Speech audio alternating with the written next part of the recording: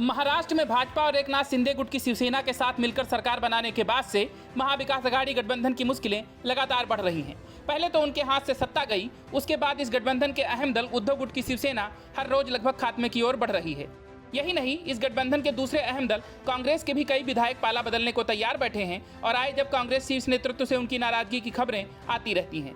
लेकिन अब महाविकास आघाड़ी गठबंधन में शामिल एनसीपी की भी मुश्किलें भाजपा बढ़ाने वाली है।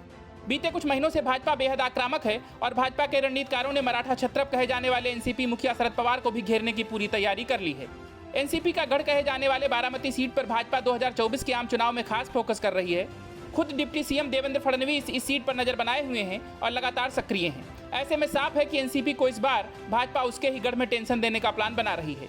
इस सीट से शरद पवार की बेटी सुप्रिया सुले ही सांसद हैं। उन्होंने 2014 और 2019 में इस सीट पर जीत हासिल की थी, लेकिन दूसरे नंबर पर भाजपा थी। ऐसे में भाजपा को लगता है कि यदि उसकी प्लानिंग बेहतर रही और कुछ इलाकों में उसने पैठ बनाई तो फिर इस बार मुकाबला पलट भी सकता है। 2019 के आम चुनाव में भी जब वोटों की गिनती शुरू हुई थी तो काफी उतार चढ़ाव देखने को मिला था। संसदीय क्षेत्र की खड़क वासला विधानसभा सीट से भाजपा की प्रत्याशी कंचन कुल आगे चल रही थी, लेकिन बारामती और इंदापुर निर्वाचन क्षेत्रों ने योगदान दिया और सुप्रिया सुले ने 1.5 लाख के अंतर से जीत हासिल की।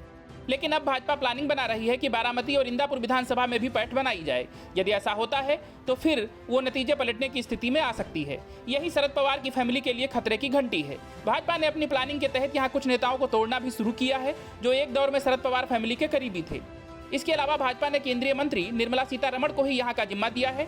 इस तरह इस हाई प्रोफाइल सीट पर भाजपा संगठन से लेकर परसेप्शन तक की लड़ाई की जीतने की कोशिश कर रही है।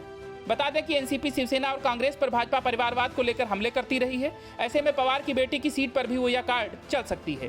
दरअसल उद्धव ठाकरे के सत्ता से जाने के बाद राज्य में राजनीतिक समीकरण लगातार बदल रहे हैं। एक तरफ उद्धव ठाकरे ने सत्ता खोई है तो वहीं एकनाथ शिंदे ने शिवसेना पर ही दावा ठोककर उनकी विरासत और सियासत दोनों के लिए चुनौती खड़ी कर दी है।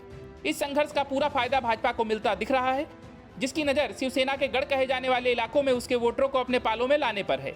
लेकिन भाजपा का यह अभियान सिर्फ ठाकरे फैमिली को ही दर्द देने तक सीमित नहीं है। उसकी दूर की रणनीति में शरद पवार की पार्टी एनसीपी को भी हाशिए पर भेजना शामिल है। Bureau report, news of India.